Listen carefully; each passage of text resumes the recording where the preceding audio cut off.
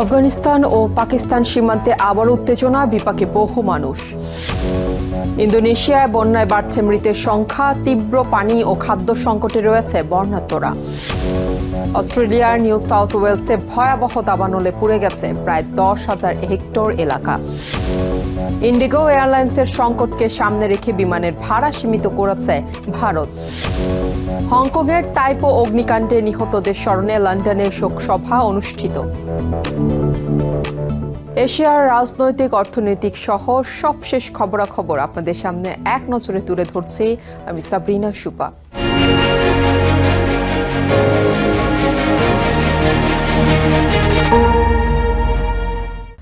আফগানিস্তান ও পাকিস্তানের সীমান্তরক্ষীদের মধ্যে ব্যাপক গুলি বিনিময়ের জেরে শনিবার চামান সীমান্ত বন্ধ করে দেওয়া হয়। শুক্রবার রাতে গুলি বিনিময়ের পর সীমান্ত বন্ধ হয়ে যাওয়ায় পাকিস্তানের দিকে আটকা পড়েছেন কয়েক ডজন মানুষ। রাতে গোলাগুলির সময় বহু শরণার্থী গুদামে আশ্রয় নিয়েছিলেন। সম্প্রতি শান্তি আলোচনা ব্যর্থ হওয়ার পরেই এই সংঘর্ষের ঘটনা ঘটে। দুই পক্ষই যুদ্ধবিরতি মেনে চলার কথা বললেও সীমান্তের উত্তেজনা এখনো তুঙ্গে। সীমান্ত বন্ধ হয়ে যাওয়ায় পাকিস্তানের চামান সীমান্তের দিকে আটকে পড়েছেন কয়েক ডজন মানুষ। শুক্রবার রাতে আফগানিস্তান ও পাকিস্তানের সীমান্তরক্ষীদের মধ্যে ব্যাপক গুলি বিনিময়ের একদিন পর শনিবার এই পরিস্থিতি তৈরি হয়। দুদেশের কর্তৃপক্ষ এ খবর নিশ্চিত করেছে। শুক্রবার গভীর রাতে গুলি বিনিময়ের পর কর্তৃপক্ষ সীমান্ত বন্ধ করে দেয়। সীমান্ত পার হওয়ার অপেক্ষায় থাকা আফগান শরণার্থী আব্দুল আলী বলেন, তার জিনিসপত্র এখনো সীমান্ত এলাকাতেই আটকে রয়েছে।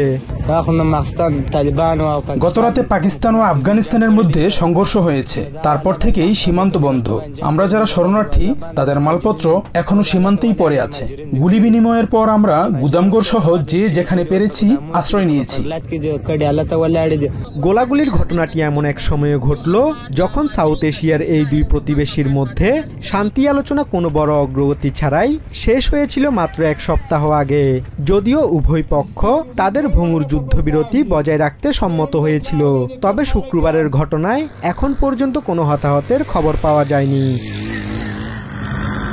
গত সপ্তাহে সৌদি আরবে হওয়া আলোচনা ছিল কাতার, তুর্কি ও সৌদি আরবের আয়োজনে অনুষ্ঠিত ধারাবাহিক বৈঠকের সর্বশেষ পদক্ষেপ, যার লক্ষ্য ছিল অক্টোবরের প্রাণঘাতী সীমান্ত সংঘর্ষের পর সৃষ্টি হওয়া উত্তেজনা কমানো। Basudebnath, TVN24 news desk. ইন্দোনেশিয়ার সুমাত্রা দ্বীপ জুড়ে ঘূর্ণিঝড়ের কারণে সৃষ্ট বন্যা ও ভূমিধসে মৃতের সংখ্যা বেড়ে দাঁড়িয়েছে 897 জনে। এখনও নিখোঁজ রয়েছেন অন্তত 451 জন। দুর্গম আচে তামিয়াংয়ে হাজারো মানুষ এখনও সাহায্য থেকে বিচ্ছিন্ন। আশ্রয় কেন্দ্রে চিকিৎসা না পেয়ে ঘটছে মৃত্যুর মতো ঘটনা। খাবার ও পানি ছাড়াই এসব স্থানে আটকে আছেন অনেকে। ত্রাণ না পাওয়ায় বহু এলাকায় লুটপাটের মতো ঘটনা ঘটছে। সেনাবাহিনী এয়ারড্রপ ও পানি বিশুদ্ধকরণ ইউনিট পাঠিয়েছে। স্থানীয় কর্তৃপক্ষ সরকারকে ন্যাশনাল ইমার্জেন্সি ঘোষণার আহ্বান জানিয়েছে, যদিও কেন্দ্র বলছে পরিস্থিতি ধীরে ধীরে স্বাভাবিক হচ্ছে। ইন্দোনেশিয়ার সুমাত্রা দ্বীপ জুড়ে ভয়াবহ বন্যা ও ভূমিধসে দীর্ঘতর হচ্ছে মৃত্যুর মিছিল। সর্বশেষ সরকারি হিসেব অনুযায়ী ঘূর্ণিঝড় ঘটিত বন্যায় মৃতের সংখ্যা বেড়ে দাঁড়িয়েছে 897 জনে, আর নিখোঁজ রয়েছে আরও অন্তত 451 জন। বিচ্ছিন্ন হয়ে পড়া বহু এলাকায় এখনও পৌঁছাতে পারেনি যথাযথ ত্রাণ ও উদ্ধারকারী দল। সুমাত্রার দুর্গম আছে তামিয়াং অঞ্চলে বসবাসকারী মানুষজন খাবার ও পানির সন্ধানে ঘন্টার পর ঘন্টা হেঁটে পিচ্ছিল গাছের গুড়ি বেয়ে অতিক্রম করছেন বিপদসংকুল পথ। স্থানীয় প্রশাসন ইতিমধ্যেই কেন্দ্রীয় সরকারকে ন্যাশনাল ইমার্জেন্সি ঘোষণার আহ্বান জানিয়েছে। এদিকে ধ্বংসস্তূপে পরিণত হওয়া অঞ্চলে মানবিক বিপর্যয় আরও গভীর করেছে একের পর এক মৃত্যুর খবরে। বন্যায় ঘরবাড়ি হারিয়ে একটি বহুতল ভবনে আশ্রয় নেয়া 63 বছর বয়সী আইসিয়া 7 দিন ধরে চিকিৎসা না পেয়ে মৃত্যুবরণ করেন। দীর্ঘদিন ধরে ডায়াবেটিসের ওষুধ নিতে না পারায় দ্রুত তার শারীরিক অবস্থার অবনতি ঘটে। তার স্বামী মুহাম্মদ আসান জানান, সপ্তাহখানেক আশ্রয়ে থেকেও কোনো সাহায্য পাননি তারা। আমরা এখানে আছি 1 সপ্তাহ হয়ে গেছে। তবে এখনো কোনো সাহায্য আসেনি, কেউ আসেনি আমাদের খোঁজ নিতে। অন্যদিকে আছে তামিয়াংয়েরই আরেক পরিবারের কাহিনী আরও নির্মম। 10 দিন ধরে খাদ্য ও বিশুদ্ধ পানি ছাড়াই বেঁচেছিলেন বুঙ্গা, তার বোন ও তাদের 5 সন্তান। প্রতিবেশীদের দেয়া এক হাঁড়ি পানি 2 দিন ধরে ঠোঁটে ভিজিয়ে টিকেছিলেন তারা। চারদিকে শুধু জল আর জল, বাইরে বেরোনোর কোনো উপায়ই ছিল না। বুঙ্গা বলেন, সাহায্য চেয়েও কোনো সাহায্য পাননি তারা। আমি সাহায্যের জন্য চিৎকার করেছি, কিন্তু কেউ সাহায্য করার সাহস করেনি। কয়েকদিন ধরেই আমরা দিশেহারা ছিলাম। আমাদের কাছে কোনো খাবার ছিল না কোনো পরিষ্কার পানি। জলমগ্ন এলাকায় খাদ্য সংকট ও ধীরগতি সহায়তা কার্যক্রম মানুষকে ঠেলে দিয়েছে হতাশায়। ত্রাণের দীর্ঘসূত্রতায় স্থানীয় বাসিন্দাদের কেউ কেউ লুটপাটের পথেও যেতে বাধ্য হয়েছেন। রাস্তা জুড়ে লুট হওয়া দোকানপাটে পড়ে আছে পুলিশ টেপ। স্থানীয় বাসিন্দা আইদিল ফিত্রা জানান, মজুদ শেষ হয়ে যাওয়ায় নিত্য প্রয়োজনীয় জিনিসের দাম আর স্বাভাবিক অবস্থায় নেই। 7ম ও 8ম দিনে সহায়তা আসতে শুরু করে, কারণ অন্য প্রদেশগুলো থেকে এখানে পৌঁছানোর পথ ছিল অত্যন্ত কঠিন। এই মুহূর্তে বাসিন্দাদের জ্বালানি, ওষুধ, খাবার এবং বিশুদ্ধ পানির প্রয়োজন সবচেয়ে বেশি, কারণ মজুদ শেষ হয়ে যাওয়ায় নিত্য প্রয়োজনীয় জিনিসের দাম অনেক বেড়ে গেছে। এ অবস্থায় দুর্গম এলাকায় এয়ারড্রপ, খাবার, ওষুধ ও নিরাপদ পানি পৌঁছে দিতে সেনাবাহিনী মোতায়েন করা হয়েছে। বিশেষভাবে আনা হয়েছে মোবাইল রিভার্স অসমোসিস ইউনিট, যাতে দূষিত পানি পরিশোধন করে পানযোগ্য করা যায়। ইন্দোনেশিয়ার প্রেসিডেন্ট প্রাবোও সুবিয়ান্তো দাবি করেছেন পরিস্থিতি ধীরে ধীরে উন্নতির দিকে। তবে পরিদর্শন শেষে তার ডেপুটি জানিয়েছেন, সহায়তা আরও দ্রুত ও ব্যাপকভাবে পৌঁছানো জরুরি। সাম্প্রতিক বছরগুলোতে ইন্দোনেশিয়ার সবচেয়ে প্রাণঘাতী প্রাকৃতিক বিপর্যয়গুলোর মধ্যে এবারের পরিস্থিতিকে বিবেচনা করা হচ্ছে। এখনও অগণিত পরিবার আশায় আছে খাবার, পানি, চিকিৎসা ও নিরাপদ আশ্রয়ের। Basudebnath, TVN 24 news desk. অস্ট্রেলিয়ার নিউ সাউথ ওয়েলসে ভয়াবহ দাবানলে শত শত হেক্টর বনভূমি পুড়ে গেছে। শনিবার কুলিঅং এলাকায় দাবানলে কমপক্ষে 12টি বাড়ি ক্ষতিগ্রস্ত বা ধ্বংস হয়েছে।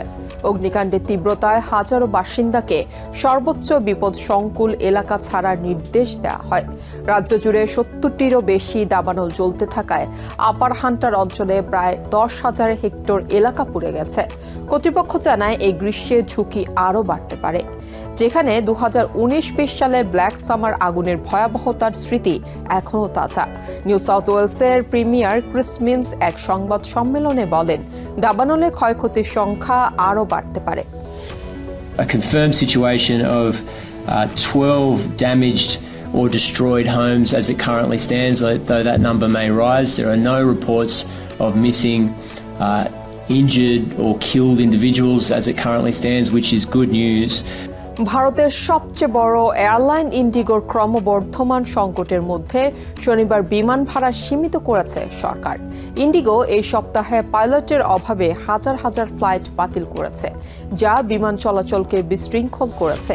বেঙ্গালুরু ও মুম্বাই বিমানবন্দরে শত শত যাত্রী ফ্লাইট বাতিলের কারণে আটকা পড়েছেন। সরকারের দাবি, সংস্থাটি বিশেষ সহায়তা পাবে ও অতিরিক্ত ট্রেন চালানো হবে। অন্য এয়ারলাইনের ফ্লাইটের দাম বেড়ে যাওয়ায় ভাড়া নিয়ন্ত্রণে আনার সিদ্ধান্ত নেওয়া হয়েছে। সিভিল এভিয়েশন মন্ত্রণালয় জানিয়েছে 500 কিলোমিটারের কম দূরত্বের জন্য একমুখী ভাড়া সর্বোচ্চ 7,500 টাকা আর 1 থেকে 1,500 কিলোমিটার দূরত্বের জন্য 15,000 টাকা। দিল্লি মুম্বাই রুটে কিছু ফ্লাইটের দাম ইতোমধ্যেই 20,419 টাকা পর্যন্ত পৌঁছেছিল। লন্ডনে বসবাসরত হংকংবাসীরা শুক্রবার তাইপো এলাকায় ভয়াবহ অগ্নিকাণ্ডে নিহতদের স্মরণে শোকসভা করেছেন।